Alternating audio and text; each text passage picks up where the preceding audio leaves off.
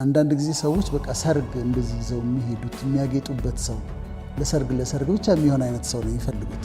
ጎፈሬ አግብታ ይመለጣል፣ ሸንቃጣ አግብታ ይወፍራል። የውጭ ውበት ዋጋ የለውም ማለታችን ሳይሆን ፍቅረኛ ስትመርጥ ዝም ብለህ ቆንጆ ፍለጋ አትንከራተት። አጠገብ ያለች በጣም ምግባሯ ሰናይ የሆነ በላዩ ላይ ሴት የሚደርብባት ታማኝ ያልሆነ ጨዋነት ያልፈጠረበት ሊሆን ይችላል። ያ ቆንጆ ወንድ እሷ ቆንጆ ያለችው ቫልዩዎቹን፣ እሴቶቹን፣ የህይወት እሴቶቹን እነሱን መርመረሽ አገኘ። ሰላም ንጉሴ ነኝ፣ የስካይ ቲዩብ ፕሮግራሞች አዘጋጅና አቅራቢ። በዚህ የዩቲዩብ ቻናል ላይ መቅረብ የምትፈልጉ ደግሞ መልካም ፈቃዳችሁ ከሆነ የህይወት ተሞክሮችን ማጋራት የምትፈልጉ ያሳልፋችኋቸውን የህይወት ተሞክሮች ጥንካሬዎቻችሁን በሌሎች ዘንድ ሲደርሱ ለሌሎች ጥንካሬ ሊሆኗቸው የሚችሉ ከእናንተ ብዙ ትምህርትን ይወስዳሉ። ምክንያቱም እናንተ ያሳልፋችሁት ነገር አሁን ላይ እያሳለፉ ያሉ ሰዎች አሉ። እናንተ አሳልፋችሁታል፣ እነሱ ግን በማሳለፍ ላይ ናቸው። ስለዚህ እናንተ የምትለግሷቸው ምክር አሁን ላይ ላሉበት ቻሌንጅ መሰላል ይሆናቸዋል። ስለዚህ ያሳልፋችሁትን የህይወት ተሞክሮ ማጋራት የምትፈልጉ በተለይ ደግሞ ጣፋጭ የፍቅር የህይወት ታሪካት ማጋራት የምትፈልጉ ሚዲያችን ክፍት ነው። ላይ በምትመለከቱት የስልክ አድራሻ ደውሉልን፣ ወደ ሚዲያችን እናቀርባችኋለን። ዛሬ ላይ አዲስ ቪዲዮ ይዤላችሁ መጥቻለሁ። ወደ ቪዲዮ ከማለፋችሁ በፊት ለዩቲዩብ አዲስ ከሆናችሁ ሰብስክራይብ በማድረግ ቪዲዮን ጀምሩት። መልካም ቆይታ ይሁንላችሁ። ወጣቱም ዝም ብሎ ከውጭ አይቶ ዝም ብሎ በዛ ላይ ተመስርቶ አይደለም ማግባት ያለበት። ሁሉም ሴቶች ውብ ናቸው፣ ሁሉም ወንዶች ውብ ናቸው። እኔ እንደዛ ነው ማለት ነው። የእግዚአብሔር ፍጡር ስለሆኑ ሁሉም ውብ ናቸው። ግን በፐርሴፕሽን ደረጃ በቃ በጣም ቆንጆ ሴት ፈልጌ ነው ማገባው ሲል ወንዱ ስህተት ውስጥ ይገባል። ሌላ ደግሞ ምንድነው አንድ ምሳሌ ያለ ልጁ ስትዘምሪያትና አንድ ዘማሪም በጣም ይወዳታል። ከዛ ፍቅር ይዞታል። ያልገባው ነገር እሱ ያፈቀረው መዝሙሯን ነው።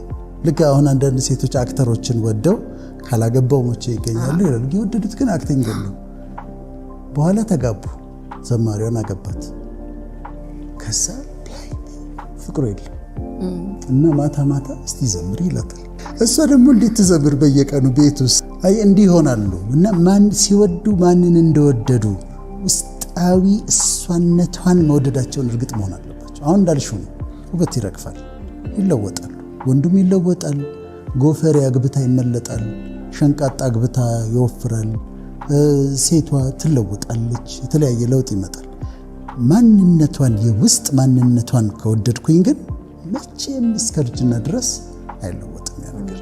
እኔ አንዳንድ ቤት አሜሪካ ምናምን ሲሄድ እዚህም አይቻለሁ። በእንግድነት ተጋብዤ ሲሄድ አንዳንድ ሴቶች እንግዳ ሲያስተናግዱ የወንድም መስራት አለበት፣ ማስተናገድ አለበት። ይኸው ምን ሰርታ ታመጣና ታስተናግድና እንትን በተለይ ውጪ የሰራተኛ ስለሌለ ሰርታ ምናምን ታመጣለች። ከዛ ስታቀርብ ስታስተናግድ ምናምን ታያታለች። ከዛ ከጨረሰች በኋላ መጣው ትንሽ ደቂቃ 30 ደቂቃ ብላ ገብታ ሻወሯን ወስዳ ለብሳ ደግሞ ስትመጣ ትገረመች። እዛ ጋር ቤቷን እንዴት እንደያዘች ከዛ ደግሞ ራሷን እንዴት እንደያዘች ስትመለከች ትገረመች። እና የውጭ ውበት ዋጋ የለውም ማለታችን ሳይሆን ግን ሴቶችም ትኩረት ማድረግ ያለባቸው የወንድ ልጅ ካራክተሩ፣ አስተሳሰቡ፣ አመለካከቱ፣ ደግነቱ፣ ታማኝነቱ እሱን ነው ማጥናት ያለባቸው። ወንዱ ደግሞ ሴቷን እንዲሁ እንደው ፈዞ በመልክ ፈዞ ሳይሆን ጠጋ ብሎ አውርቷት ስትናገር ይገለጣል።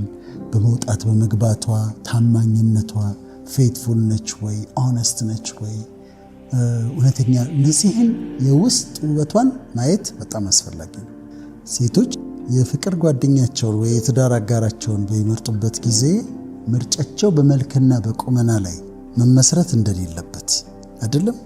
በውስጥ ውበት፣ በትዕግስቱ፣ በፍቅሩ፣ ከሰዎች ጋር ባለው መግባባት፣ በደግነቱ፣ ድሃ በመውደዱ በእነዚህ ላይ መመስረት እንዳለበት፣ ያው ፊዚካሊ የሚወዱት መሆን አለበት። ግን ትኩረት መስጠት ያለባቸው ለዚህ መሆኑን ይመስለኛል አይደል? የሚስትህን የውስጥ ውበቷን ይላት። የፍቅረኛ ስትመርጥ ዝም ብለህ ቆንጆ ፍለጋ አትንከራተት። አጠገብ ያለች በጣም ምግባሯ ሰናይ የሆነ ካራክተሯ በጣም አስደናቂ የሆነ ሴት ትኖራለች። እዛ ላይ አታተኩር። ያኛው ይለወጣል በኋላ። አንቺም ደግሞ ዝም ብሎ መለሎ ረዥም ምናምን ፍለጋ አትዞሪ። እዛ ጋር የመጣው ሰው ውስጡን ተመልከችው፣ ካራክተሩን እዩ፣ አነጋገሩን፣ ብስለቱን፣ ጨዋነቱን፣ ታማኝነቱን በኋላ አብረሽ ውስጥ ኖሪ። ይሄ ነው ወርዝ የሚያደርገው። ቁመናው ምንም ላይሰራ ይችላል። እና አንዳንድ ጊዜ ሰዎች በቃ ሰርግ እንደዚህ ይዘው የሚሄዱት የሚያጌጡበት ሰው ለሰርግ ብቻ የሚሆን አይነት ሰው ነው የሚፈልጉት። ግን አይደለም። የውስጥ ውበት ነው በጣም ማተር የሚያደርገው። ሪሌሽንሺፕ ከመሰረቱ ወይ ትዳር ከመሰረቱ ቆይተው ለምን ይሸወዳሉ? አንዲት ሴት እንደሚወዳት ትሆንለት። አሁን እኛ የውጭን ውበት እኮ አልተቃወምም። ፐርሴፕሽን ስለሆነ የሚወዳት አይነት ሴት ትሆንለት። ግን በቃ እንዲህ አይነት ቅርጿ እንደዚህ የሆነ መልኳ እንደዚህ የሆነ ብሎ ግን አግኝቷት ካገኛት በኋላ የእሱ ከሆነች በኋላ የውስጥ ውበት ከሌላት ግን ኦል ሂዝ ላይፍ ስቃይ ነው የሚሆንበት። እሷም እኔ በእንዲህ አይነት ወንድ ነው የምፈልገው እንዲህ ነው ብላ ግን ያንን አይነት ሰው ፈልጋ ከዛ በኋላ ስታገባው የሚሰድባት፣ የሚደበድባት፣ የሚያዋርዳት፣ በላዩ ላይ ሴት የሚደርብባት፣ ታማኝ ያልሆነ ጨዋነት ያልፈጠረበት ሊሆን ይችላል ያ ቆንጆ ወንድ፣ እሷ ቆንጆ ያለችው ወንድ። ስለዚህ በሱ በቁመናው በመልኩ በጥርሱ ንጣት ምናምን ተመስርታ ግንኙነት ውስጥ ከገባች፣ በተለይ ትዳር ውስጥ ከገባች በኋላ ትልቅ ስቃይ ውስጥ ነው የምትገባው። ስለዚህ እኛ ምንድነው አሁን ፎከሳችን? የውጭ ውበት ጥሩ ነው፣ መልካም ነው። ግን የውስጥ ውበትን ተመልከቱ።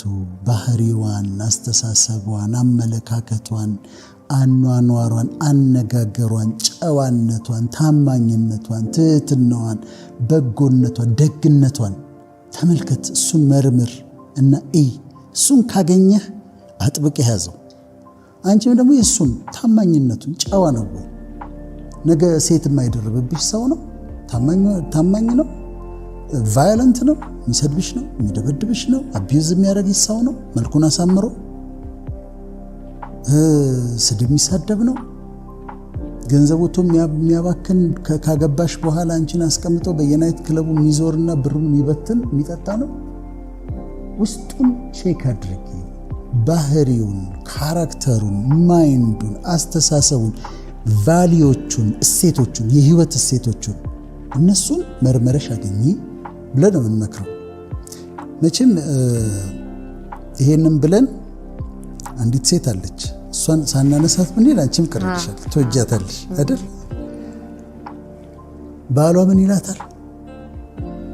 መልካም ያደረጉ ብዙ ሴቶች አሉ፣ አንቺ ግን ከሁሉም ትበልጫለሽ ይላታል። መልካም ያደረጉ ብዙ ሴቶች አሉ፣ አንቺ ግን ከሁሉም ትበልጫለሽ ይላታል። ምሳሌ 31 ላይ ነው። አንድም ቦታ ላይ ስለ ጭኗ ስለ ተረከዟ አያወራም። የለም ስለ አፍንጫዋ ስለ መልኳ አያወራም። ልባም ሴትን ማን ሊያገኛት ይችላል? ዋጋዋ ከቀይ ዕንቁ እጅግ ይበልጣል። የባሏ ልብ ይታመንባታል፣ ምርኮም አይጎድልበትም። ዕድሜዋን ሁሉ መልካም ታደርግለታለች፣ ክፉም አታደርግም። የበግ ጠጉርና የተልባ እግር ትፈልጋለች፣ በእጆቿም ደስ ብሏት ትሰራለች። እርሷ እንደ ነጋዴ መርከብ ነች፣ ከሩቅ አገር ምግቧን ትሰበስባለች። ገና ሌሊት ሳለ ትነሳለች ይላል። ገና ሌሊት ሳለ ትነሳለች። ለቤቷም ሰዎች ምግባቸውን፣ ለሰራተኞቿ ተግባራቸውን ትሰጣለች። እርሻን ተመክታ ትገዛለች፣ የእጇ ፍሬ ትተክላለች። ወገቧን በኃይል ትታጠቃለች፣ ክንዷን ታበረታለች። ንግዷ መልካም እንደሆነ ትመለከታለች። መብራቷ በሌሊት አይጠፋም። እጇን ወደ አመልማሎ ትዘረጋለች፣ ወደ ችግረኛም እጇን ትሰጣለች። ለቤቷ ሰዎች ከበረዶ ብርድ የተነሳ አትፈራም። በረዶ ሲመጣ አትፈራም። ለምን? ለብሰዋል፣ በደንብ ለብሰዋል፣ አትፈራም። የቤቷ ሰዎች ሁሉ እጥፍ ድርብ የለበሱ ናቸውና እያለ ይቀጥላል። ብርታትና ከበሬታ ልብሷን በኋላ ዘመን ላይ ትስቃለች። ልጆቿ ይነሳሉ፣ ምስጋናዋን ይናገራሉ። ባሏ ደግሞ እንዲህ ብሎ ያመሰግናታል። ምን ብሎ? መልካም ያደረጉ ብዙ ሴቶች አሉ፣ አንቺ ግን ከሁሉም ትበልጫለሽ።